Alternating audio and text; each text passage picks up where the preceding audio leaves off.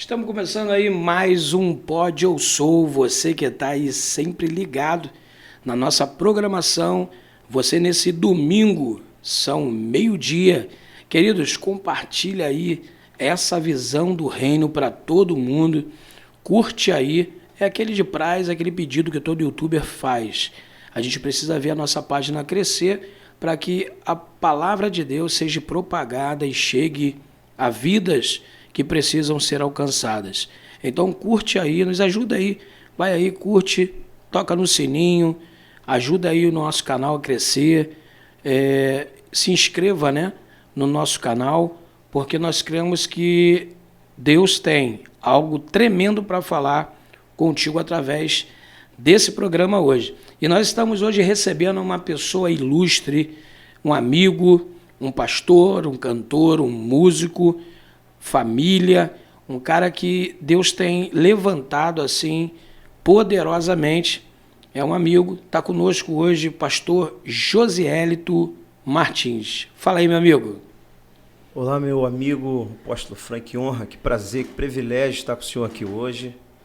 Tá? É muito gratificante ter esse momento tão especial aí com essa gama de ouvintes, né? De pessoas que vão ouvir, vão divulgar, vão, né, mandar para outras pessoas. Bacana. Muito feliz de estar aqui. Obrigado pela oportunidade. Então, pastor, vamos falar um pouquinho de, primeiro, família. Eu sei que a tua família toda está envolvida, né, na igreja, tem a sua esposa, tem os filhos.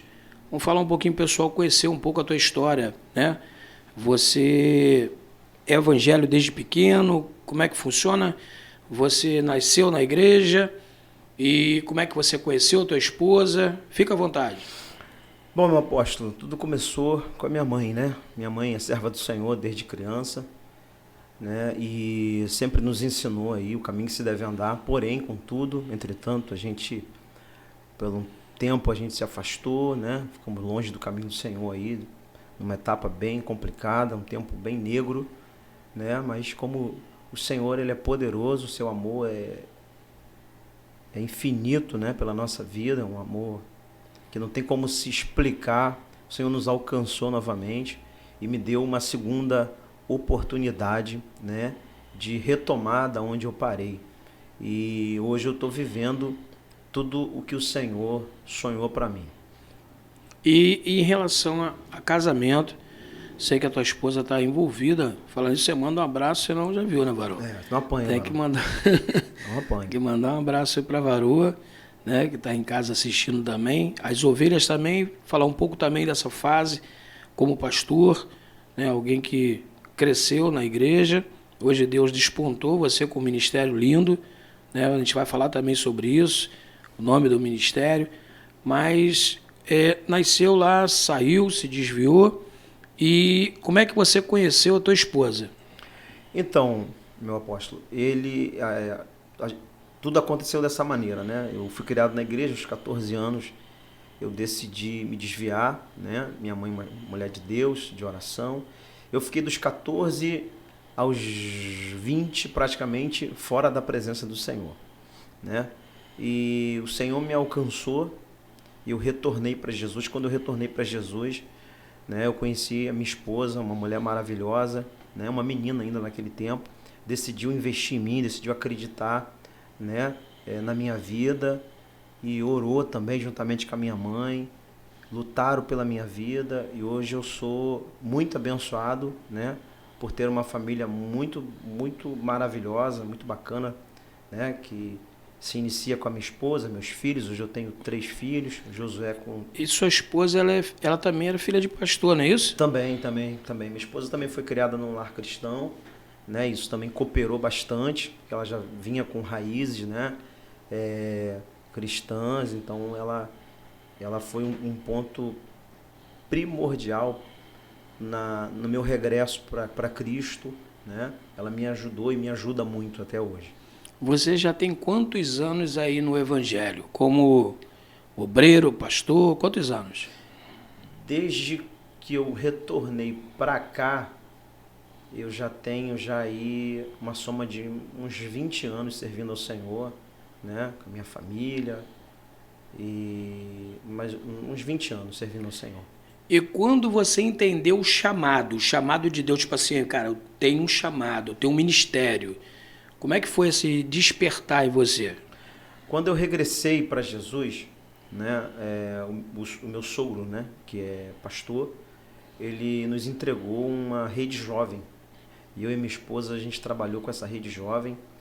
E dali eu percebi que eu tinha um chamado para cuidar de pessoas. Não como pastor, mas cuidando de pessoas, consolidando pessoas, tratando de pessoas. E o nosso rebanho inicialmente foi isso, né? Foi jovens da igreja, a gente cuidou, zelou. Muitos desses jovens hoje são pastores, são obreiros para a glória de Deus.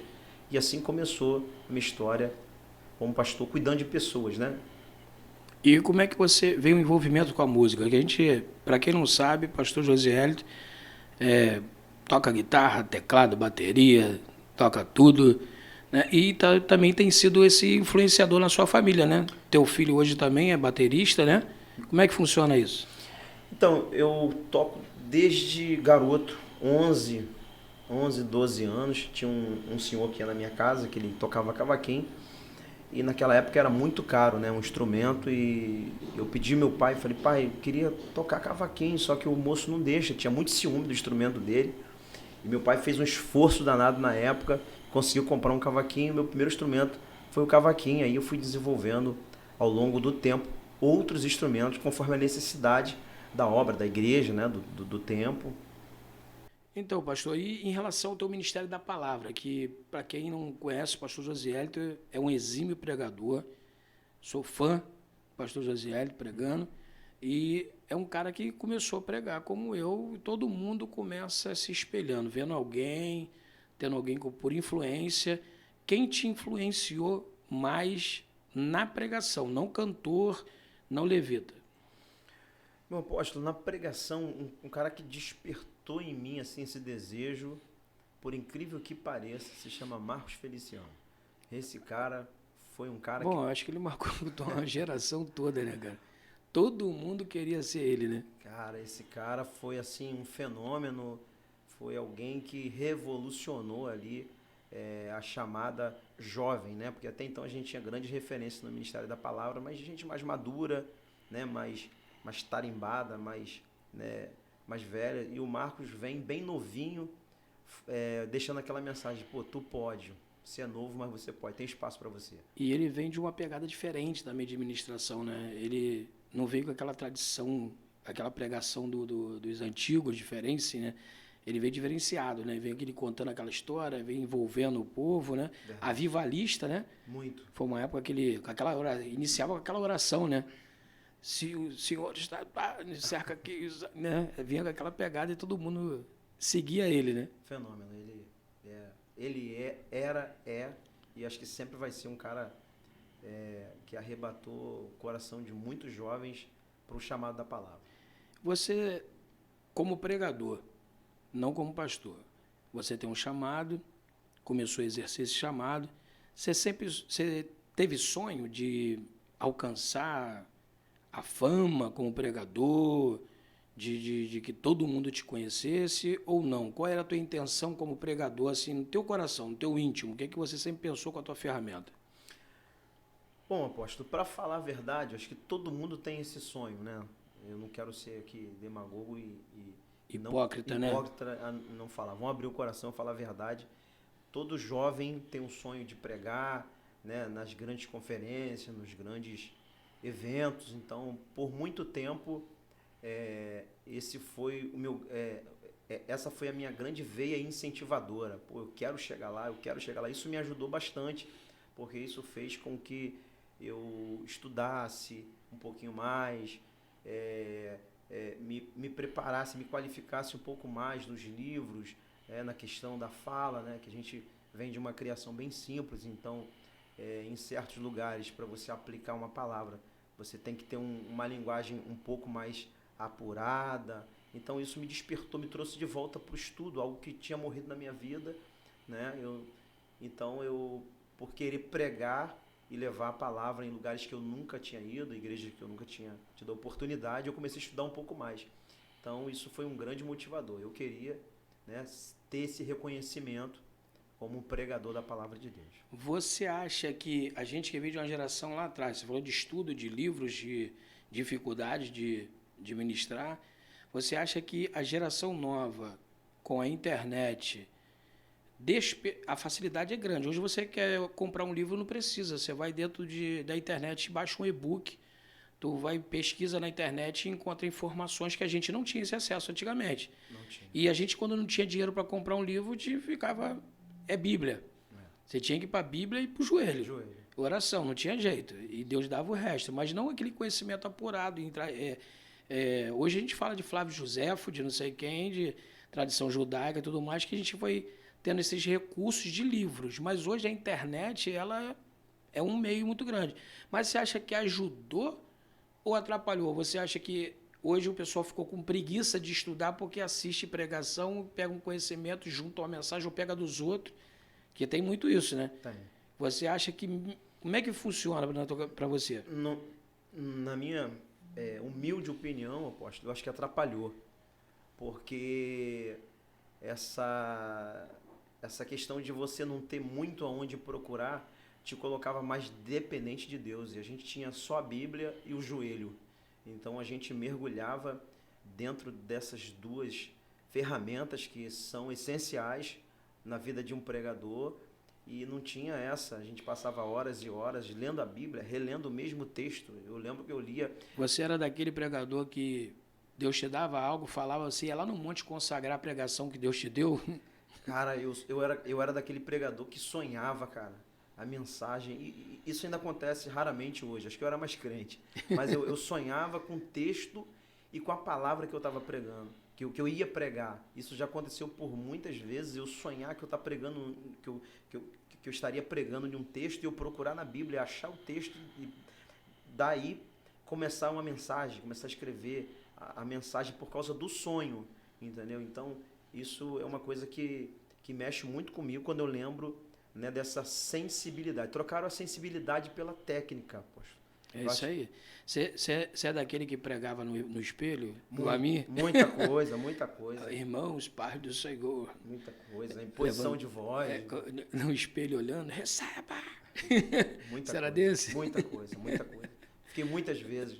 Minha mãe, abre o banheiro, quero entrar. E eu, não, calma aí, tô terminando a mensagem. Eu era muita desse. Muita coisa. E hoje eu acho que essa geração perdeu um pouco isso. Infelizmente, eu acho que esse esfriamento que veio, que está se cumprindo a Bíblia, né, cara? No final dos tempos haveria esse esfriamento, né, que é bíblico, o amor de muitos, enfim, né?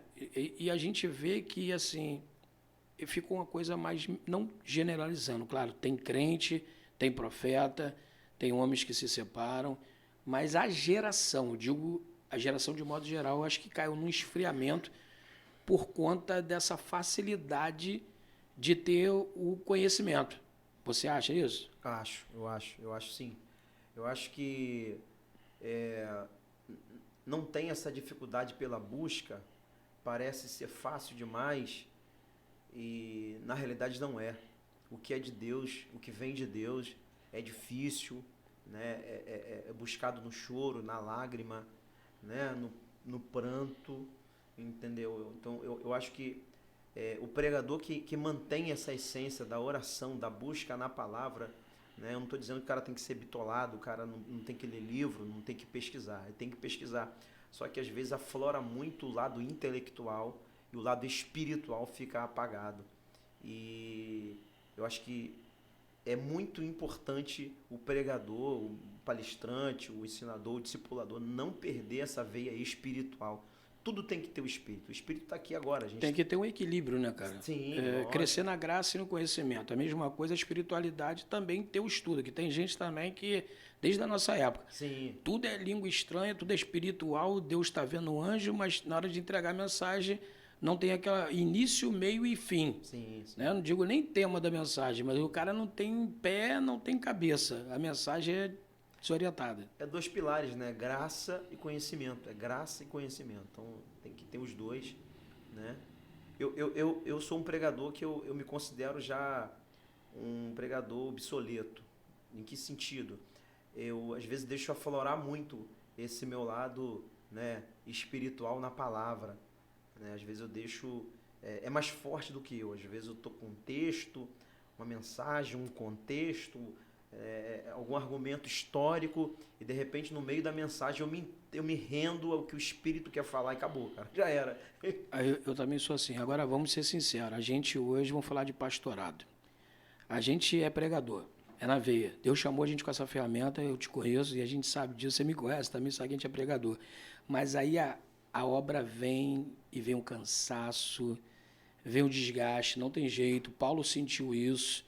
Vem falta de tempo de você ter para estudar, porque você está preocupado com a família de fulano, de Beltrano, tem que buscar ovelha, ir atrás, se preocupado com a conta que tem que pagar e tudo mais. A cabeça está pensando em várias coisas, já não é mais a mesma coisa que era antes. Não é, apóstolo. A exigência do ministério pastoral, né? Tô falando pastor, não tô falando aquele cara que vive ausente da igreja, mas um cara que é pastor. Eu falo semanalmente com pessoas, eu tô com gente todos os dias, ou no telefone, ou pessoalmente. Eu ainda sou pastor que visito a casa, ainda vou tomar café com membro, entendeu? Então, o ministério pastoral hoje está muito... como é que eu posso falar? Como é que está funcionando hoje a maioria das igrejas? O pastor ele não consegue ter esse contato com as ovelhas, às vezes nem com a sua liderança, né? Às vezes nem com a sua liderança ele consegue mais ter esse contato. Eu ainda tenho contato com ovelha, eu digo que... Alguém me disse isso uma vez, você tem cheiro de ovelha, eu tenho mesmo. Eu gosto de estar com a pessoa, eu gosto de conversar, bater papo, perguntar como é que está a família, o marido, o esposo, o filho. Eu acho que isso é muito importante, esse contato. Aí entra a misericórdia de Deus, né? Como pregador, que aí você tem que ter mensagem para domingo. E aí, às vezes, a mensagem tem que ser na rema. Tipo assim, às vezes você não tem tempo para fazer aquele sermão que você preparava, Sim. semana toda estudando. Não tem mais tempo. Você tem que trabalhar, você trabalha, né? Ainda. Você vive só do teu pastorado, não? Não, ainda eu trabalho. O ministério tem 10 anos, eu ainda trabalho, vivo do meu trabalho, graças a Deus. Eu sempre digo lá na igreja, enquanto eu puder trabalhar, eu vou trabalhar. Você manter a sua família com aquilo que é o teu trabalho, né? Sim. Profissional, não é isso? Então você não tem salário de igreja. Não tenho. Ah, meu sonho. O dia que Deus te permitir, né? Glória, eu já recebo. Mas aí vem o peso da chamada, né, cara? Todo mundo sente esse peso, né, cara? A gente ama pregar, eu também amo pregar, mas já não é mais a mesma potência não, né, cara? Não é porque o tempo ficou resumido, né, apóstolo? Eu tenho um pai e uma mãe que são já idosos, eu tenho que dar uma atenção. Eu tenho 3 meninos, tenho a minha esposa, né, que tampa comigo na obra, mas também tem que dar atenção. Aí eu tenho a igreja, eu tenho o meu trabalho. E você não pode esquecer a família, né, pastor? Que, tipo assim, cara, a gente vê muito casamento de pastor acabar. Verdade. Por conta do cara, às vezes, mergulhar de cabeça na obra, no ministério, e esquecer da família. Verdade. Aí ele ganha a família de todo mundo, trata de todo mundo, daqui a pouco a dele dissolve, né? E você tem que ter, você tem esse tempo para tua família? Eu tiro na marra, apóstolo. Eu não tenho, mas eu tiro na marra. Eu pego os meus filhos quando dá, e às vezes quando não dá também eu pego e eu procuro trazer para perto. Às vezes eu não estou no parque, às vezes eu estou na oficina, mas eu chamo meu filho para perto e eu bato papo com ele, converso de tudo. E às vezes a gente pensa que é dinheiro, nem tudo é dinheiro. Às vezes você dá um passeio na pracinha perto da tua casa. Verdade. Chupar um sorvete, mano, com teu filho. Chamar ele para ele tá correndo, chutar uma bola para ele, coisa mínima. Diferencial, marca ele. O filho ele vai guardar aquilo na memória, que o filho tem que ter memória afetiva. Se o filho às vezes filho de pastor tem muito desviado. Muito. Porque às vezes o pastor está preocupado tanto com só a igreja crescer, o filho está deixando de lado, ele fica com uma certa resistência à igreja. Sim. Raiva da igreja, porque tipo assim, meu pai me trocou pela igreja. Pela igreja, verdade. Acontece ou não acontece? Muita coisa, meu pastor, muita coisa. E a gente é tão apaixonado pela igreja ou pelas coisas de Deus que a gente acaba não percebendo isso. Até que alguém chama a gente, né? A gente tem amigos pastores, como o apóstolo, muito meu amigo, a gente às vezes precisa, o pastor precisa, às vezes, ter esse feedback de alguém. Ô, meu irmão, como é que nós temos essa dificuldade, eu sei você. Mas é Temos. difícil a gente ter pastor que você consiga ter essa afinidade. Sim. né? É difícil. Tem aí várias convenções, mas a convenção não atende isso. Não. Às vezes o interesse é outro. Isso. Às vezes você também não pode confiar, às vezes tem medo de confiar o teu particular com Verdade. outro pastor. Verdade. Eu não sei se isso acontece contigo, mas infelizmente em nosso meio existe essa dificuldade. Você pensa assim também? Penso sim. Não dá para abrir o coração para qualquer um, não dá para você conversar com qualquer um. Até porque se o cara não for pastor igual a você, ele não te entende. As demandas são grandes, né? O desafio de ser pastor, de pastorear, de ter família, de ter trabalho, o desafio é muito grande, entendeu? Então nem todo mundo vai conseguir compreender. E o que você, às vezes, já teve indagações de duvidar do chamado? Falar, pô, será que é Deus que me chamou mesmo? Isso já aconteceu comigo. De, tipo assim, você olhar, infelizmente, ver uma pessoa, daqui a pouco você está aqui cavando buraco, dando a sua vida, e ver um cara, às vezes, que não tem tanta não tem tanta afinidade com ela, não tem aquela preocupação com vidas, com almas e tal, e de repente parece que está explodindo, deu certo a igreja do cara, vive da igreja, você tem que trabalhar numa oficina, que eu sei que você rala pra caramba, Muita coisa. tem uma oficina, você é mecânico, aí tem 3 filhos, tem a esposa que tem que bancar também a tua família, e de repente você olha pro lado, um cara começou ontem, a igreja do cara, bum, vive da igreja, o povo vai, e você faz o certo e parece que não tem retorno. Você já, quando pensou, desistir, já aconteceu isso? Já, aposto. Você já pensou em parar? Já pensei em parar. Eu acho que a maior certeza da vida de um chamado é essa vontade que ele tem de parar. Todo mundo pensou em parar. Todo mundo na Bíblia, Verdade. né, pensou em parar. Até Jesus na cruz, Pai, afasta de mim esse cálice, entendeu? Mas que não seja feita a minha vontade, mas sim a tua. Sim. Então, o desejo de parar, às vezes vem, bate, né? Mas às vezes o que te levanta é um gesto simples. Eu me lembro que eu estava numa crise interior muito grande, e eu falei comigo mesmo, eu estou vivendo uma desonra, né? Um tempo desonroso. Eu me dei na igreja e hoje eu estou passando alguns processos e eu falei, vou parar. Aí Deus foi e usou uma irmã lá da igreja, uma irmã, né? Que uma situação financeira bem precária, e ela foi... pegou uma oferta, não é pelo valor, a quantidade. É, pelo preço, né? Sim, pelo valor. Não é pelo preço, né? Mas sim pelo valor. Ela pegou aquilo ali e ela falou assim, pastor, Deus falou comigo que eu tinha que cuidar do senhor. Eu trouxe essa benção aqui para o senhor ir lanchar com a sua família. Benção. Aquilo ali foi o dedo, uma injeção, né? De ânimo, de né? ânimo. Deus falando assim, eu cuido de você. Você não pode parar. Você tem uma missão. E eu nunca disse para você que ia ser fácil, que ia ser mole, entendeu? É difícil, a missão é grande, mas graças a Deus, também são fases, etapas que o pastor tem que viver para ele amadurecer, né? Amadurecer e quando ele passar pelo aquele caminho de novo, ele vai ter certeza, não, já passei por aqui, tô bem, vai passar, Deus vai me honrar. São fases, né? Falando de ministério, então, fala aí pro povo. Primeiro, a galera tá te ouvindo aí, a sua igreja tá ouvindo.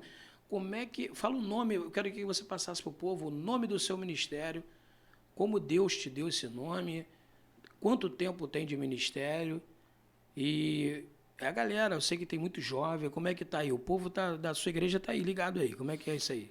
Primeiro quero mandar um abraço aqui pro povo da igreja, né? São a igreja que eu estou pastor, Deus me colocou ali, já vai fazer 9 anos a nossa igreja. Eu tenho ali a honra, né, o privilégio de pastorear uma galera muito bacana, apóstolo, né?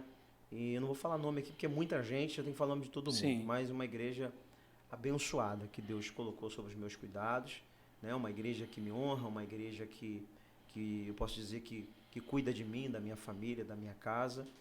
E surgiu para mim o nome da igreja, Santuário da Família, né? O Senhor começou a despertar esse desejo no meu coração, né? Quando eu saí de um ministério, Deus falou comigo numa virada de ano novo, ó, chegou um novo tempo sobre a tua vida. E o Senhor botou esse desejo no meu coração de abrir a igreja. Foi quando eu fiz uma viagem para o sul. E quando eu estava lá no sul, eu fui convidado para pregar numa igreja que eu não lembro bem o início do letreiro da igreja. Eu sei que tinha a ver com família. E lá nessa igreja Deus falou comigo, ó, é esse nome aqui, Santuário da Família. O nome lá era outra coisa, Sim. família. Eu não lembro bem agora. E aí eu vim com esse nome na cabeça, esse nome não saiu mais, eu não consegui esquecer, Santuário da Família, Santuário da Família. Foi quando... E eu ainda fiquei relutante, falei, não quero nada com a igreja é muita ingratidão. As pessoas eu conheço, eu venho, poxa... Meu sogro é pastor, meu irmão é pastor, entendeu? Então eu vi muitos caras sofrerem, eu falei, eu não quero isso pra mim, cara. Eu quero criar meus filhos e viajar e eu fiquei relutante. Foi quando o meu filho do meio, Samuel, ele ficou enfermo. E quando ele ficou enfermo, ele ficou internado. O rins do meu filho parou. Ele ficou todo inchado. E eu não estou falando aqui que Deus estava me julgando, me pré-julgando, ou tocando no meu filho por causa de mim. Mas naquele momento ali, eu estava trabalhando muito, eu tive que parar para entender o que estava acontecendo. Porque eu estava trabalhando, fazendo muita coisa ao mesmo tempo, pregando fora, e eu não tinha quase tempo para parar. Sabe você parar, ouvir a voz de Deus, ficar trancado dentro de um quarto e falar, Senhor, ou o Senhor fala comigo, eu vou ficar trancado aqui. Então foi o tempo que minha esposa não estava em casa, meu filho não estava em casa, eu me tranquei dentro do quarto e comecei a gritar. O que o Senhor quer comigo?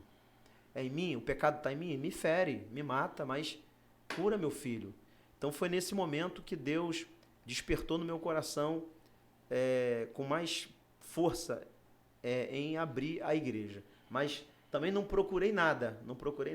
Eu me lembro que eu estava no meu trabalho, foi um menino lá e falou assim para mim, pastor, o espaço da minha avó, que estava a igreja X, está livre. Ele foi lá me falar isso. Eu não tinha conversado com ele sobre a igreja, que eu tinha desejo de abrir, nada disso.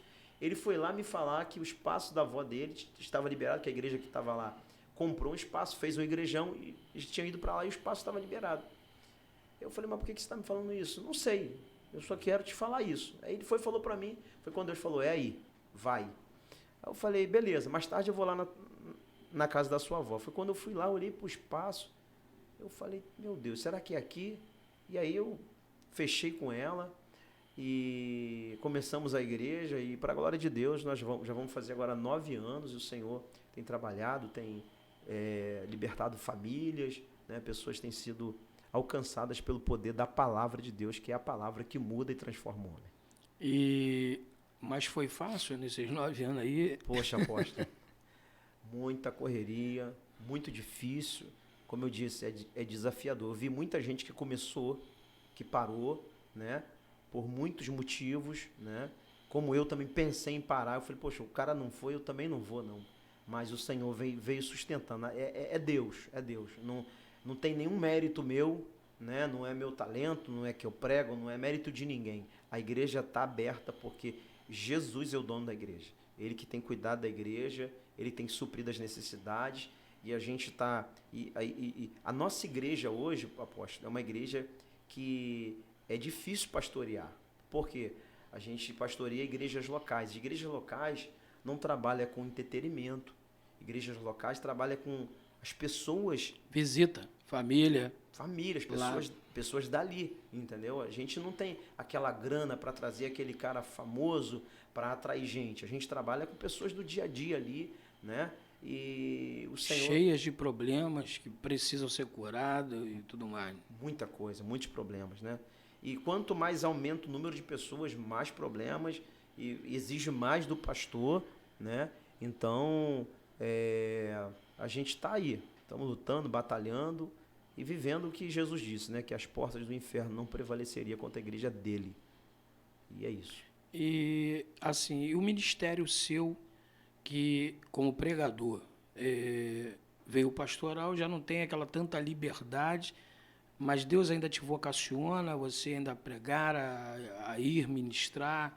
Como é que funciona administrar esse tempo seu? Pastor, meu apóstolo, é muito corrido porque eu ainda prego fora, né? Ainda viajo um pouquinho para pregar, não para muito longe, mas cidade até do Rio. Por conta do trabalho também, né? Não tem como, né? É mais final de semana, às vezes um sábado, um domingo, né? A gente sai para pregar, a gente vai no Rio de Janeiro, né? Angra dos Reis, perto. Não tem como fazer o que a gente fazia antes, ficava 10 dias fora, né, em outro estado. Né? Hoje não dá para conciliar. No meio da selva. No meio da selva. É verdade. É verdade. A gente tem que contar esse testemunho. Tem que contar esse Tem que contar. testemunho. Foi forte. Lá em Mato Grosso do Sul, nós dois. Foi. E a onça? O preço do pregador, mano. É verdade, é verdade. Levaram a gente lá pro meio aquele matagal. Foi desafiador ali. Mas também. é bacana, né, cara? A obra te dá experiência, né, cara? Você, quando sai na obra missionária, acontece coisas boas, como acontece também coisas que você guarda pro resto da vida. Aquilo até vira cômico, né? Depois que passa. Mas é a experiência que você leva, né, contigo pro resto da vida. E essa experiência que você passa depois pro teu filho, pro teu obreiro, né? Sim. Que as pessoas acham que é tudo mar de rosa, né? Tudo flores, tudo lindo, né? O evangelho de Cristo, apóstolo, eu sempre falo lá na igreja com os obreiros, com as pessoas, não é esse evangelho business, esse evangelho de luzes que as pessoas hoje, né, estão pregando por aí. O evangelho de Cristo é tratamento de gente que ninguém quer tratar. O mais difícil é o discipulado. Eu costumo dizer que ganhar alma, eu tenho só que abrir a boca. O Espírito Santo é que convence. Se, claro, eu trato a minha ferramenta, me dedico, prego e o Espírito Santo convence. Eu digo, cara, pregar para ganhar alma para mim é mole, cara. Agora, discipular, transformar esse camarada que está cheio de manias, de craca, se tornar um discípulo de Cristo, mano. E as igrejas hoje querem muitas serem cheias, né? Aí você falou do atrativo. Né? Elas querem usar todas as ferramentas possíveis para atrair o máximo de pessoas possíveis, mas essas pessoas não são tratadas. Porque elas vão pro dia do movimento, que tem um artista, né? Lota.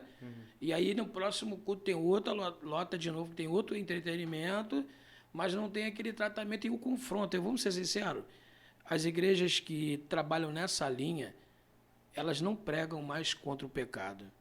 Elas não falam de pecado, não constrangem as pessoas ao confronto, à santidade. Não se fala de arrebatamento. Essa geração não sabe o que é arrebatamento. Não sabe. Eu acho que é uma palavra que está faltando nos púlpitos brasileiros, é a palavra de arrebatamento. E Jesus está voltando. As evidências são grandes que a trombeta vai tocar, mas o evangelho que se prega, o evangelho da troca, né? Vem para cá que o Senhor vai te abençoar, você vai sair do aluguel, entendeu? Vem para cá que você vai trocar de carro, vem para cá. Então as mensagens não têm sido mensagens que confronta, não é afrontar, confrontam o homem a largar o pecado, tendo em vista que mais do que o carro e o acaso, a conta bancária dele, para Deus o que é importante é a alma dele. Então ele precisa ser confrontado, né, pela palavra, pela igreja, né, pela célula, pelo líder de célula. Ele precisa desse confronto para ele entender que o evangelho de Cristo não é comida, não é bebida, não é carro, não é conta bancária, mas o evangelho de Cristo é poder de Deus. E para ter poder de Deus, precisamos viver uma vida de renúncia. Se não houver renúncia, não tem evangelho. E a gente, já que tocou também aí sobre gerações, né? Missões, missionários, a gente falou do Marcos Feliciano. Você acha que por conta dessa geração nossa passada, que, né, teve espelhos sobre a itinerância, o próprio Marcos e outros pregadores, se vislumbraram essa geração em ser itinerante e ganhar fama e viver da obra, né, somente disso, e se perdeu um pouco a raiz de missões? Os missionários antigos iam para o sertão, iam para Manaus, Amazonas, tribo, e iam sendo levados por Deus, Deus que suplia a necessidade. Hoje não existe missionário mais, assim, nesse sentido. Hoje é itinerante a palavra. E o cara vai, mas ele, para antes de ir, tem que ter o hotel, hospedagem, passagem de avião, às vezes para o acompanhante.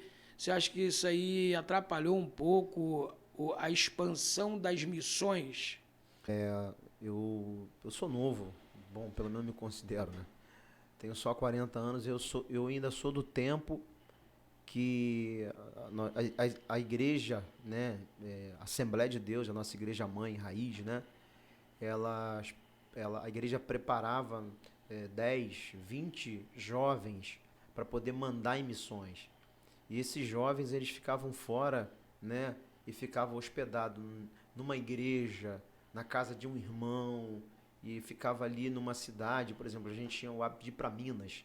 A gente ficava ali em Minas ali uma semana, 2 semanas, falando do evangelho, né? E não tinha hotel, não tinha comida boa, não tinha passagem aérea, não tinha nada disso. Era voluntário, era um trabalho voluntário, né? Era um trabalho por amor. E era para expandir o reino, às vezes para também abrir uma congregação, né? Às vezes tinham missionários para isso. O cara ir lá para um sertão e ganhar lá e fazer uma...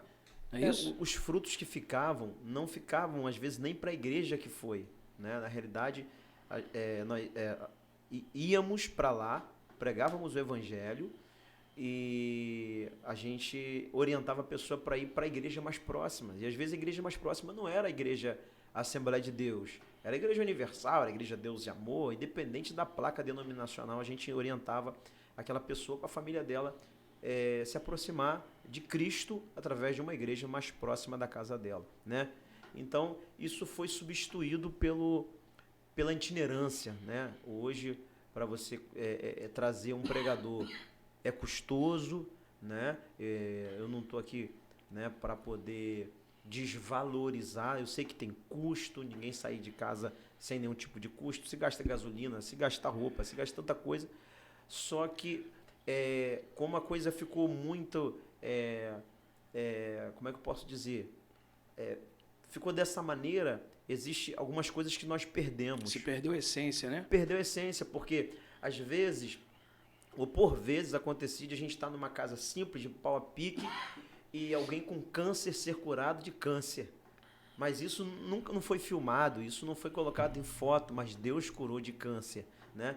Então, você acha que também por conta dessa necessidade que hoje o homem tem de aparecer, Deus deixou de operar mais milagres? Porque antigamente não tinha de celular. Eu não acho, eu tenho certeza. Tem certeza disso? Eu tenho disso? certeza que por causa desse evangelho onde o homem é exaltado, Deus sai de cena. Cristo sai de cena. Porque se alguém está sendo usado por Deus, câmera nele, foto Você nele... sabia que isso é um assunto sério, cara? A gente quase não se ouve falar, cara. A gente fala muito, o pessoal fala muito assim, pô, Jesus já não opera mais. Ele não mudou, Deus é o mesmo. É o mesmo. Mas por que ele não cura tanto conforme ele curava uma época atrás? Será que é por causa da mídia? Ninguém tem coragem de falar isso, né? As pessoas não têm coragem de falar isso. Isso é forte, né? Barão. E a verdade é que por aumentar, né, essa valorização antropocêntrica, está mostrando o homem, Jesus sai de cena. Aquele lance do cara ir pro monte assim, ficar filmando, eu tô orando aqui, hein, igreja, eu tô orando aqui com a mão no celular, fazendo a live no meio do mato, cara. Então, eu acho que isso é importante para quê? Quando esse cara tá orando pela igreja dele, pela família dele, isso é importante. Agora, quando o cara ele quer tornar isso mundial, botar no Google, no YouTube, para que todo mundo saiba, no Instagram, que ele tá orando, eu acho que aí perde o foco da principal... ensinamento, né? Do principal motivo pelo qual ele está ali. É bacana quando um pastor de uma igreja sobe um monte e fala: irmãos, eu estou aqui no monte, eu estou orando pelo teu pedido. Eu acho isso muito legal. Sim, eu também acho. Eu estou orando pelo seu pedido. Ali tem um pedido de um membro da igreja dele. Ali tem um pedido de alguém que está orando, né? Que ele está representando ali a igreja dele. Agora, quando o cara ele vai para o monte ou vai para algum lugar e ele está fazendo uma autopromoção, tô aqui orando pela tua vida. Deus, ele sonda o coração do cara. Pô, né? tá maluco? Deus está vendo que o cara está na predisposição de... Às vezes o cara tá nem orou. Nem orou. O cara subiu lá, fez a live e foi embora. Só o vídeo.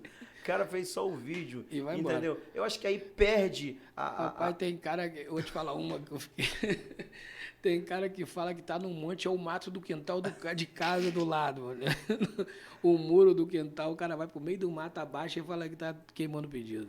Então, aí perde a verdadeira intenção da coisa, entendeu? Então, acho que Deus ele sai de cena e deixa o cara sozinho. Agora, quando há verdade, eu não sou contra propagar, eu não sou contra você tirar uma foto, você registrar um dia magnífico, uma palavra que foi pregada na sua igreja, independente de quem está pregando ou de quem está falando. Não sou contra. É bom registrar, para a gente guardar, né? É o que Jeremias vai dizer, né? Eu quero trazer à memória aquilo que me traz esperança. Então, um vídeo, né, é uma memória. Não, e fica para sempre, né, cara? Tipo assim, tem pregadores que já até foram no Senhor, que a gente ouve a pregação hoje. Pérolas. Aquele que morreu no acidente de avião do Camboriú, aquele, eu adorava ele, cara. Esqueci, pastor Luiz, Luiz, né?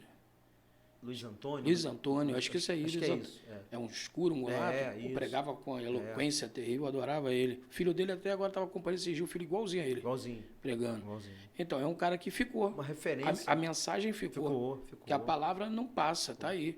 Então, assim, eu acho que isso é importante. Esse instrumento, essa ferramenta que vai ficar. Exemplo, a gente vai falecer, vai levar o Senhor, vai nos levar, mas tem mensagem, como esse podcast vai ficar. Vai ficar para abençoar a vida de alguém. É isso aí. Então a gente não pode perder o propósito, independente da época que a gente está vivendo, né, da gama de informação. Eu acho que a gente não pode ser só, eu não sei se a palavra é essa, mediatista, não, o cara que gosta de mídia. Eu acho que a gente não pode ser só isso. Sim, sim. A gente tem que ser... O cara quer se promover mais do que buscar a presença. Entendeu? E hoje é assim, mas você acha que também isso não é culpa da maioria dos pastores que hoje só valoriza o cara que tem like, se fala like, se fala? Eu acho que é. É o cara que tem seguidores, aí o cara pede o preço que pode. Eu não vou citar nome, eu tenho até amigos que estão na mídia. Sim. Mas, por exemplo, o cara bota lá, parabéns, quero agradecer a todos, chegamos a não sei quantos K. Sim. Não sei quantos estão no Instagram. Aí o cara sabe que se chamar ele tem mídia. Sim. Aí esse cara pede o preço que pode, porque o que ele vale não vale o joelho, não vale a intimidade, ele vale os seguidores. Você acha isso? Eu acho que a gente como pastor, a gente não pode perder a sensibilidade do Espírito de Deus. Tem muita gente aí que está com vídeo na internet, mas é crente, é servo de Deus, tem uma vida com Deus, é de verdade. Mas a maior parte... né? Eu não posso, mas a maior parte, cara, são picareta, né? Não procede, entendeu? Então a gente precisa ter esse cuidado de não trocar, né? A presença de Deus, quem é de verdade, pelo cara que é da mídia. O cara traz porque o cara tem tantos seguidores. A gente tem que trazer o cara. A gente, como pastor, eu jogo essa culpa para mim também. Nós, como pastores, a gente precisa trazer gente que tem Deus, né? Se ele tem like, não sei quantos seguidores, é particular dele, mas ele tem Deus. Deus fala através dele, ele é um instrumento de Deus, ele tem uma família. Quem vai vir com ele? Ele tem esposa, ele tem filhos, ele tem um pastor. Ele toma Santa Ceia, ele tem pastor. Tá entendendo? Eu acho que esses valores que a gente não pode trocar. Eu não sei se você lembra, mas assim, na minha época, eu recebi um convite para pregar, eu pedi uma carta. Falei, pastor, o senhor tem como mandar uma carta para mim que eu tenho que levar para o meu pastor? Levar para o meu pastor, mandar para o meu pastor liberar. Se ele me liberasse, ele assinava. Tinha que assinar. Aí eu chegava todo bobo no dia para pregar com a carta assinada de liberação, porque o meu pastor tinha dado o aval. Você pegou essa época aí? Você é dessa época? Sou dessa época. Eu só saía... A minha agenda era mensal. Eu tinha que apresentar para o meu pastor a minha agenda. Pastor, eu vou pregar nessa igreja, nessa igreja, nessa igreja. Ele me abençoava. E eu ia, entendeu? E das minhas agendas, eu tirava uma ajuda para a igreja. Porque tem que honrar Deus também com o que eu ganhava na agenda. Isso é importante, cara, que você está falando. Muito importante. Porque é o dízimo. É o dízimo. O cara acha que não tem que dar. É o dízimo. Eu entregava o dízimo das minhas agendas. E tem gente que alega assim, não, o dízimo é quem está trabalhando e tendo salário. Pô, mas você não está ganhando Deus não está te abrindo as portas e está vivendo do ministério. Você não vai dizer mais em cima daquilo que Deus está te honrando. Isso é importante você falar isso aí. Eu dizimava, sempre fui dizimista do que eu ganhei, vendendo bala, ou pregando, ou trabalhando, eu sempre dizimei. E você sempre trabalhou, né, cara? Além de ser, sempre ralou também, né? Sempre trabalhei, sempre corri atrás, porque eu sempre entendi o seguinte, se chegar o momento que eu tiver que viver para a obra, Deus ele vai falar primeiro comigo. Eu tenho que ser o primeiro a ouvir Deus falar, ó, para de trabalhar, agora eu vou te sustentar, e eu tenho que ser o primeiro. E Deus ainda não falou comigo, entendeu? Então, enquanto eu puder correr pela minha família, para dar uma criação para meus filhos, para poder dar, né, um conforto a mais para minha família, eu vou continuar trabalhando enquanto eu tiver força. O dia que eu não tiver mais, eu vou falar, gente, não dá mais, entendeu? Eu vou me dedicar, né? No dia que a igreja me proporcionar isso, eu acho que eu caio de cabeça, entendeu? Mas Deus vai falar comigo antes, vai chegar esse momento, se for vontade de Deus. Também quero estar dentro da vontade de Deus. Então é isso, meu pastor. A gente vai caminhando para terminar esse Pode Eu Sou. Quero louvar a Deus pela tua vida. Pô, foi um tempo aqui, pô, muito bom. Massa. Assunto aqui, cara, que eu tenho certeza que vai enriquecer, né, a vida de muitas pessoas. E fala um pouquinho para a galera aí os dias de culto, o endereço, nome da sua igreja, os dias de culto, onde é o bairro, onde é que o povo está chegando, né, na tua igreja lá. Como é que faz para chegar na tua igreja? Então, meu apóstolo, a nossa igreja é a Igreja Santuário da Família, tá? Nós estamos situados ali na rua 29 do Jardim Catarina Velho, né, a rua do Ariane, e estamos ali, a gente tem um lema na igreja, né, Santuário te abraça. Então a gente está ali para abraçar o pecador, independente quem ele é, o que ele fez, a gente está ali para tratar, para cuidar e ser instrumento de Deus para ver aquela pessoa crescer, avançar. E quero mandar um beijão para a nossa igreja, nossos pastores, temos lá bons pastores. Quais os dias de culto? Quarta-feira, 19h30, é quarta profética, e domingo às 19 horas também nós temos um grande culto de louvor e adoração ao nome do Senhor. É isso aí. Então a gente vai aí despedindo do Pode Eu Sou. A galera aí que conhece o pastor Josiélito, que possa estar divulgando aí esse projeto, né, esse projeto aí que Deus colocou no nosso coração, que é o Pode Eu Sou. Nós vamos estar recebendo outros amigos, pessoas. Deus vai estar preparando pessoas para estar conosco aqui todo domingo. Todo domingo, a partir de meio-dia, nós estamos aqui com esse projeto. E foi um prazer enorme estar aqui, estar se despedindo, né, com o nosso pastor Josiélito. Um prazer enorme estar recebendo ele. E deixa uma palavra para esses jovens aí. Bom, a palavra que eu deixo aí para o coração da galera aí, dos jovens, é que avance, né? Tire tempo para trabalhar no reino de Deus. Eu sei que a gente está num tempo de muita correria, né? Colégio, faculdade, aquela coisa toda, mas a gente precisa tirar tempo para Deus, né? A gente precisa estar perto do Senhor, e para ganhar intimidade tem que tirar tempo, tem que entrar no quarto, fechar a porta, e Deus vai falar em secreto e vai direcionar, e quem sabe aí nós vamos ter aí grandes pastores, empresários que vão abençoar a obra, grandes profetas de Deus que vai conseguir conciliar o trabalho, a obra, e vão fazer a diferença, e nós vamos arrebatar muitas almas para o reino de Deus. Família é prioridade.